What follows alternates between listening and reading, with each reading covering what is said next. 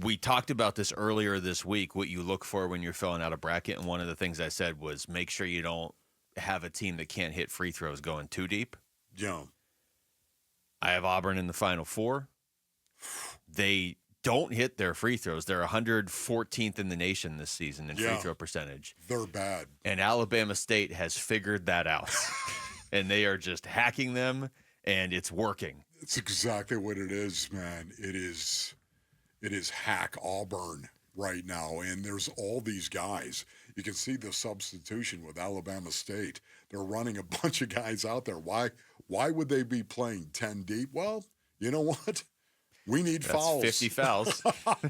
And we need people to go out and hack. It's truly amazing right now. A 3-point lead for Auburn with 2 minutes to go in the first half. Yeah, but you're starting to see, and these halftime of these games, you will see either the underdog come out and really fight in the second half or just completely fold under the pressure. Although Alabama State just played a game 2 days ago, so any sort of, now it's a 1-point game, any sort of fear that they have of like being on the stage, it's different when you're playing the number 1 seed. I get that, but I think a little bit of it was mitigated because they played the other night. You're seeing this with Auburn where they're like just kind of weird turnovers where the guy's not even looking. They just had a 3-point shot blocked. Like they look like the pressure's on them, and now they are in a real tough spot in the first half. This is truly unbelievable, but it's what the tournament is all about. It's the thing we love the most, is it not, Basinonians? To see this Alabama State come out as a 16 seed, and they're playing Auburn tooth and nail in the first half. Now, could it get sideways, of course, in the second half? Yeah, it could, but right now it isn't.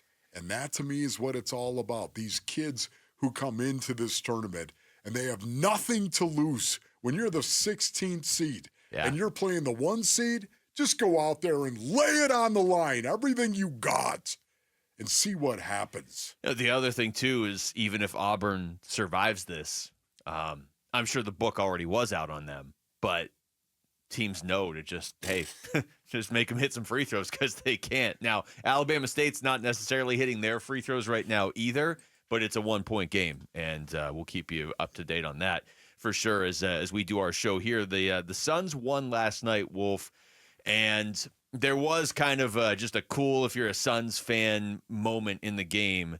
I guess it was really like 12 minutes in the game. Devin Booker, 41 points, but 20 of them in the fourth quarter. And I made this comment after the game. As jaded as we all are at this point in the season, or maybe not everybody is, but just as frustrating as this season has been, as disappointing as it has been, as much as anytime you say anything good about the Suns, there's a bunch of people to shoot you down and be like, well, but they're not that good. They're not okay. You can't say anything nice about anybody.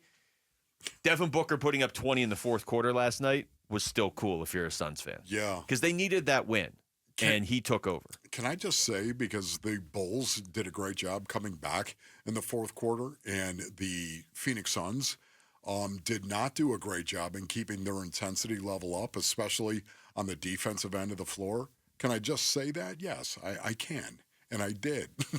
Okay? Having said that, right now, the Suns don't win this game without Book. No. They don't win this game without Devin Booker going off in the fourth quarter for 20 points. They don't win it. And their season may not go anywhere, but their season's over if they blew that lead against Chicago last night and lost, and now they're going into the stretch of these 10 games that we keep talking about.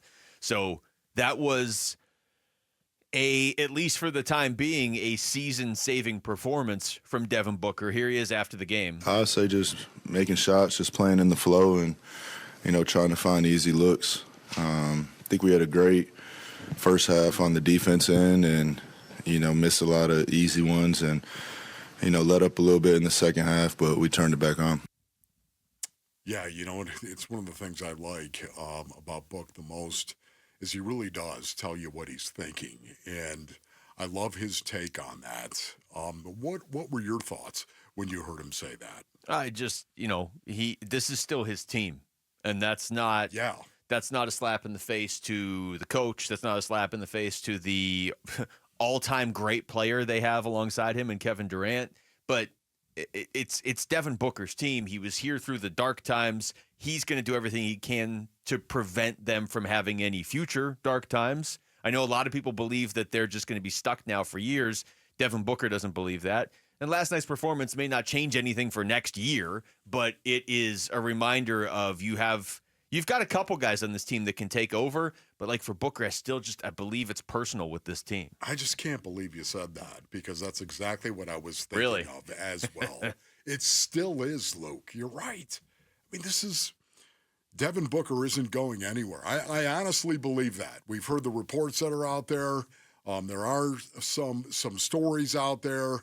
But, man, the reports, for the most part, I believe, of Devin Booker being a Phoenix Sun going forward, it makes an awful lot of sense. It does. I think we all expect KD to be moved this offseason. I don't think there's any doubt about that. We'll see how this season ends, because there's still this little shred of hope that I have that somehow, some way, the impossible happens.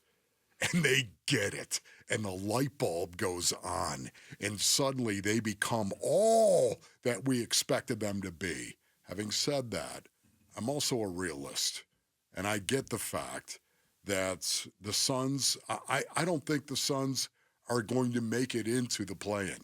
I don't. No, see, I even do think now. They're gonna Okay, and slip that's but fine. Ask me how convicted I am on it. Like it's like 52% to 48%. Yes, they've got something fatally wrong inside that locker room. That's what I think. I don't know that, Basinonians. I'm looking at the evidence in front of us and watching them play. And to me, the inconsistency, that fourth quarter was on display again last night. They had a 15-point lead going into the fourth quarter, and this after they pretty much established a lead. Got it up to 21, as a matter of fact. And, 18 and 17, and they kept that lead. And then it was 15 going into the fourth quarter, and, man, the Bulls, they could have won that game if it were not for Devin Booker. You never really feel safe. Like, I felt like the Suns' lead was safe when they were up by about 38 on Toronto the other night in the fourth quarter. It was like, Toronto's not coming back. It's a 38-point deficit. But even, like, the game last night, because you've seen it happen too much to the Suns this season, but also that's just the NBA in 2025, where a double-digit lead in the fourth quarter is not safe because teams can just start hitting threes or whatever, and if you're not disciplined with the ball and you start turning it over, like, leads can evaporate quickly. But yeah, you started to see it almost slip away again last night if he doesn't take over. Here's Kevin Durant afterwards. Just getting wherever he wants to get, and coach put him in great positions to be successful all game, and he took advantage of it.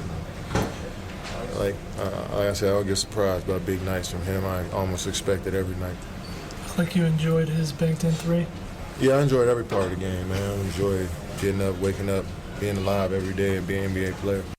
Here's Coach Bud real quick, too. He, was very special. Third quarter, made some big shots, big plays in the fourth quarter, got going, did a little bit of everything. The bigs screening for him, the bigs, kind of just getting him to his spots. Special third quarter, special second half by Book. Yeah, it was. And once again, too, the energy that was on display, the intensity level that was on display was so cool to see all the way through three quarters, even though they did give up 33 points in that third quarter. I thought the effort level looked really, really consistent right there.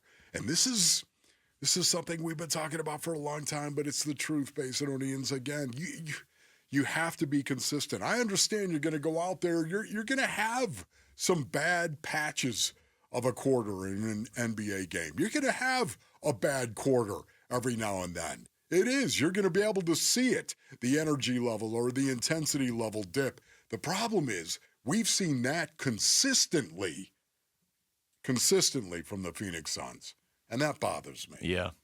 And that's why I think ultimately it's going to cost them. It's why they are where they are right now. Thanks for watching Wolf and Luke. Tap to see more and click the button in the middle to subscribe to Arizona Sports.